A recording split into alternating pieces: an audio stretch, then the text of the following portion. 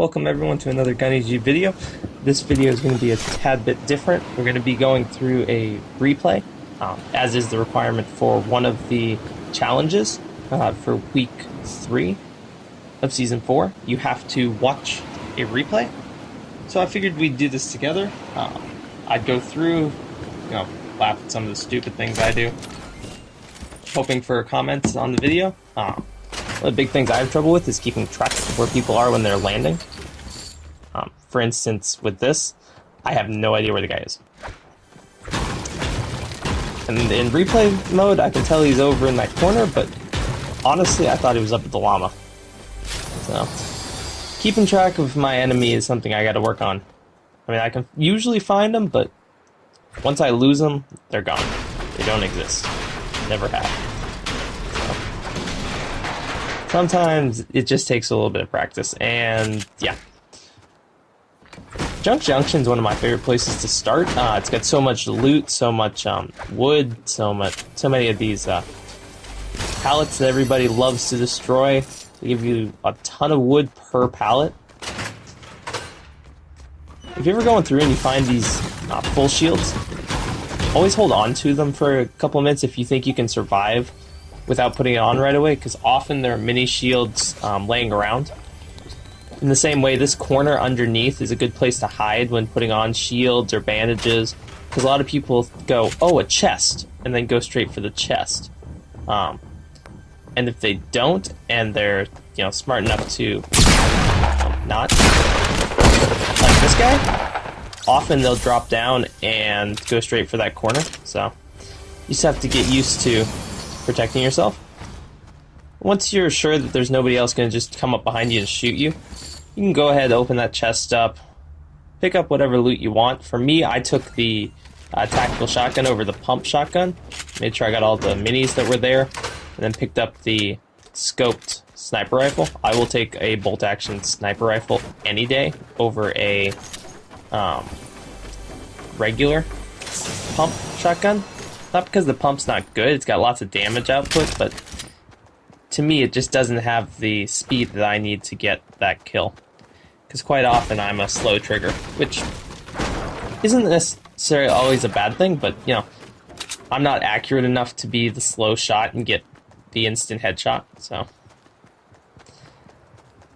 Unfortunately, with replay mode, it doesn't show you where the ring is. For this one, it's just outside of Tilted Towers, which means there's a long way I gotta go. So I'm gonna be running for a little bit.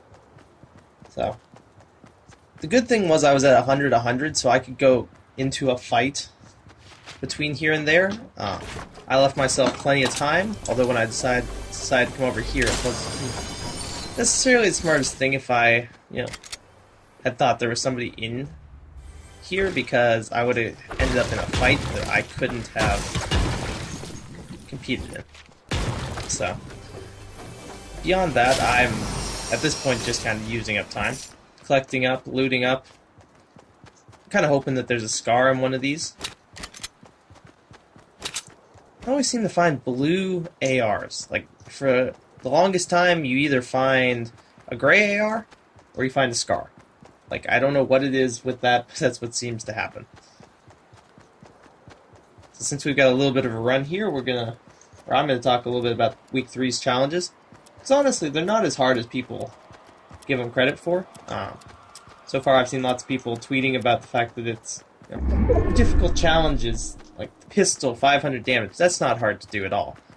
It's annoying because a lot of times you don't pick up a pistol, or we won't pick up pistols and hold on to them to the end of the game, so maybe you'll get like 100, 200 damage with them at the start of the game, then you won't really get anything for the rest of the game, which isn't bad, it's just kind of annoying. So it might take you 2 or 3 games of picking up a pistol, but all you have to do is get 1 kill with them a game, and you should be fine. Or at least deal damage with it prior to the game. If you're playing squads or duos, pistol damage does count if you're going to knock them down, or have them knocked down with an AR or a SCAR and then eliminate them with a pistol. That all counts. It always has, so. A little bit of a trick. Same thing for the sniper eliminations. If you knock them down with another weapon and then finish them off with a sniper, they do count as sniper kills. A lot of people don't know that. I didn't know that until a little while back, and it's been so helpful for any of the guns I'm not good at using. Like the crossbow was the first gun I used it for, and it was wonderful. It got me that kill easily because I didn't actually have to get a kill with the crossbow. I just had to knock somebody down with it. Or I just had to knock somebody down and then finish them with the crossbow. Moving on from there, Lonely Lodge. If you like landing there anyway, it's good for you, but it's going to be very hectic for the at least next 2 or 3 days. Because Lonely Lodge, you have to find 7 chests, and with the chest locations, they're all pretty close, so it's going to be pretty hectic. If you can get in, get a weapon, it's definitely going to fare better for you. Then there's the rubber duckies, which are around the map now. They're kind of like the gnomes. They're all over the place. They don't really... they've got set spawn points, but they're rubber duckies, so they're going to look for water. So you need to land somewhere where there's water. I believe there's a map of them up, actually. People have mapped all the locations. Sometimes they'll show up in weird locations that could have water. For instance, like a bathtub or inside a pipe. I think that's an interesting twist. It's nice. Next thing on the list, you have to get 3 kills in Tilted Towers. And just as we're walking in Tilted Towers, I probably could have finished him off if I had actually gone around or just kept on shooting him, but I didn't take that much damage, so that's okay. It's not that bad. This was Thanos mode, that LMG I definitely would have picked up, but yeah. Popping the mini shields, definitely a good strategy there. I always suggest popping the mini shields. Always. This guy, I didn't even know where he was. I could just hear him. So I figured I'd try and get the high ground. It worked out wonderfully. Because he didn't have enough health to really match me. But thankfully, he had stuff. Can grab that metal, come up here, pop the last of my mini shields. So I think it's the last. It might not be. I might still have more of them, but gonna grab those bandages. You grab the scar too. Like, Tilted Towers has so much loot. Like, if you don't go to Tilted, sometimes it's really hard to find weapons. Other times, if you're in Tilted, you got this. At this point, I'm just putting on bandages. Camera angle's not the greatest, but it is what it is. One thing is, once you're in Tilted, there's going to be action. There's always going to be action. I have yet to once go into Tilted unless I'm running from the storm, where there isn't action. 150, gonna pick the blue shotgun up for damage. Usually I wouldn't, but the blue pump shotgun has so much more damage than the tactical that it's worth it. Man, couldn't land that second shot, but I don't know why that guy wasn't using the Scar. I mean, if he had been using the Scar, that fight would have been over a while back. I dropped the Portafort. Switch for my blue shotgun back. At this point, I'm just running, because I actually messed myself up with that ramp. If I hadn't have built that ramp, I would have actually landed there and been perfectly fine. Might actually have been able to make it all the way out. At this point, just getting around, I hate being in the valley. At this point, I'm actually taking a little bit of time to go around, so I'm not in the valley as long, but I call this the Valley of Death. If you're in it, you're gonna die. There's no way around it. You're at the bottom of the ravine. You're easy to hit from any of the mountains, whether it's somebody in front of you, behind you. You're easy to be seen. I mean, it's easy. Right now I'm running because the storm. I got a long way to go. I got to go all the way to just outside Fatal. Just outside Fatal. I don't know why I didn't just jump that rock. Might have been smarter, but guess I decided that it wasn't worth jumping. It's just good to go around. Might cost me later, but it is what it is. Unfortunately, at this point, I'm kind of, noticing that I didn't pick up the bandages, and I don't know why the video just jumped back there. It's weird, but hey, sometimes it happens. So I get to see my mistake twice. I'm walking right into the rock. It is what it is. So, yeah. So, at this point, I was kind of running and realizing I dropped my bandages and took the minis, which normally I would suggest any day, but I don't really have the spare HP to really be doing that. The other reason I hate being in the valley is the water. Some people will say it's not going to slow you down. I disagree. Water slows you down in, when you're in deep water in Loot Lake. It definitely slows you down there at that little bit of, I don't want to call it a trench, but the ravine. It definitely slows you down. Like, there's no way it doesn't. I don't know. So there's a guy to my left. You can see him on the mini-map. You just saw his name there. If he had seen me and started shooting, there's no way I would have survived. I would have been dead meat, because I never saw him. On the flip side, now that I'm up on top of the mountain, I could have very easily taken him out, but because of the storm, I didn't have the time. At this point, I'm just trying to get out. I'm trying to get out with as much health as I can, because I only have a max 50 shield as long as I have those minis, so I can go back up, but I don't have enough health to, if I go below 30, I'm in trouble. So, I can get out of here with about half. At this point, I didn't know there was a guy there until there was gunfire. He's dead, but that guy, it's easy picking. At this point in the game, honestly, I was surprised to find a chug jug. Like, I pick up the medkits, then realize there was a chug jug, because most people will pop them right away. Unless you find them after you found all your shield, there's really no reason not to pop a chug jug. I mean, if you have a chug jug and you don't have 200, 100 health, 100 shield, it really doesn't make sense. So, the fact I found one that late in the game was kind of surprising. I even have to go back and get the medkits, which, honestly, I love having medkits. Sometimes, though, I like to carry bandages instead of medkits because they are simply more. They're faster. They're a little bit. They can go on a little bit faster. These hop rocks, I love them. They get you places fast. They get you there. Once you're there and going, you can actually jump really quickly, really far. Plus, they make you really hard to hit. They take away your fall damage. At the end, they're really nice to you. If you're really high up, they bring you down quickly, but don't deal you a ton of damage.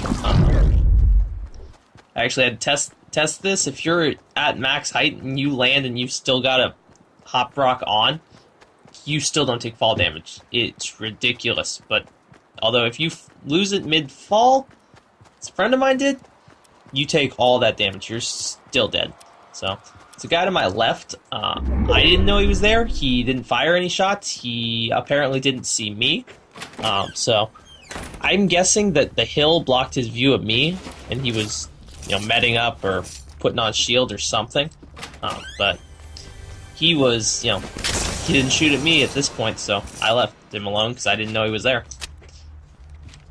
This ending in Lucky actually, besides the fact it was annoying to me because I had to go all the way from Junk Junction to Lucky Landing, so I ran the entire map.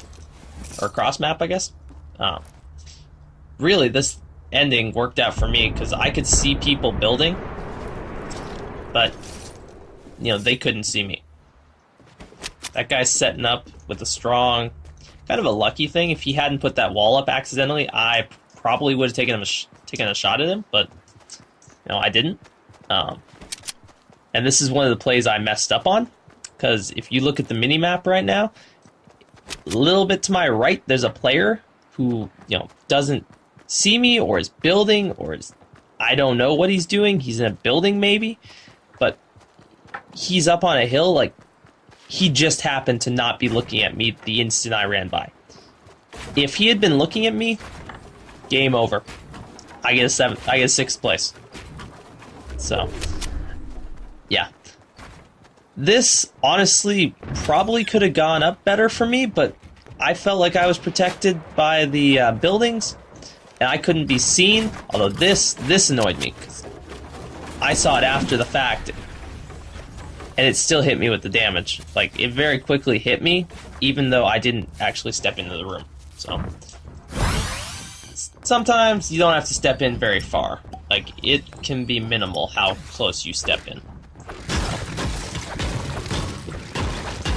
In hindsight, keeping the minis was a good idea. If I dropped them for the bandages, I would have been, toast there.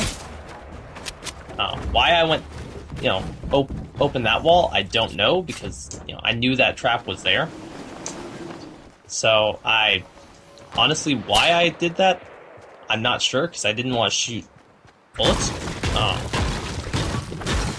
Being said, this guy, I don't understand what he was thinking.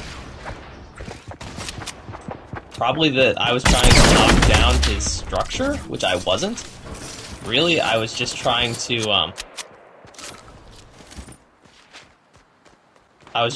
actually destroy the trap, but it worked out, because I got a free kill, because he came down to me. And I got a free base out of it. So, plus I got a lot of rockets. I want to say I got like 30 RPGs. Or grenades for my grenade launcher market. But I also got a free launch pad because he wasn't using it anymore, so I kept it.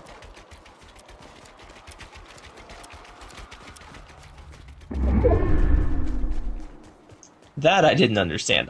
I've never been able to go that far down, but hey, it happened.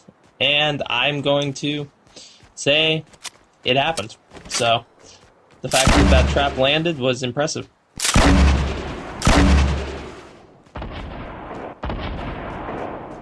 Lucky Landings, while a good place, in my opinion, if their spring lands right, is kind of a problem place to land. At this point, I have no idea where the heck this guy is. I just know he's down there. You can see him. I'm just lucky the other guy's not taking shots at me with his sniper. Because, yeah, there's no way. Yeah, and he's gonna run, because he's not even in the ring. Like, that base over there, that's the one he was shooting at me from originally. I got lucky. I mean, he wasn't in the storm, and this base just happened to be, so... If I had gone after the other base, and then this one had been left, I would have been dead meat. Like, literally, I would have been dead. So, top 4 here. Can't see anybody, but I'm gonna rain down some fire. See him building, Can't seem to hit him, though. At this point, everybody's got a sniper, everybody's going long range. This guy with the med kit is, confusing me because I'm not sure where he went. I can hear footsteps, but I'm not quite sure where. I know there's somebody somewhere below me, but I'm not 100% sure exactly where he is. One of my thoughts was, hey, I'll just throw a grenade down there with my grenade launcher. And I double thought it going, I would take myself out. So, kind of glad I thought that through. The guy with the AR over there clearly isn't paying attention to me because he could have shot me with his sniper. I've spent so much time up above that it just kind of doesn't make sense. How much I'm open, nobody's sniping at me. Especially that one guy who could clearly see me. Not sure exactly what he was doing, but he did what he did. At this point, I think I saw him take off and wanted to come and get him, but got distracted by something, and once again I'm jumping back. This has got to be the new program I'm using. It didn't quite edit the way I wanted it to. I guess this gives me another chance to actually see if I notice this guy move. So I felt like I saw something, but before, when you're playing, you see things move that don't really move. It's hard to tell what's an actual thing. I think one of those shots I was actually trying to get in and take out that red tower. Yeah, I definitely saw him. Because I threw a grenade right at him, so I had to have seen him. I'm just not exactly sure where he went at that point. Probably scared the crap out of somebody here. Because I don't think anybody else has a scar. I think I was the only one, which, top 5 is kind of surprising. This guy with his shotgun, I don't know what he was thinking, but he was getting ready to take me on from a little bit of distance, knew that, and he chose a shotgun. That guy, good strategy with the RPG, but as soon as the RPG is gone, if you're fighting somebody like that, you gotta switch off it. Or build, one or the other. Because once you're there, this guy has a smart idea, but then he did the stupid thing and gave up the high ground. Because once I have the high ground, even if it's only one stairwell higher, I got him beat. Which means there's lots of nice stuff there. RPG, couple med kits. I think it's heavy shotgun and a 9-kill victory. Unfortunately, not quite double digits, but hey, it is what it is. So thanks for watching. As always, leave a like, comment, and we'll see what I can do for next time. So till then, stay classy.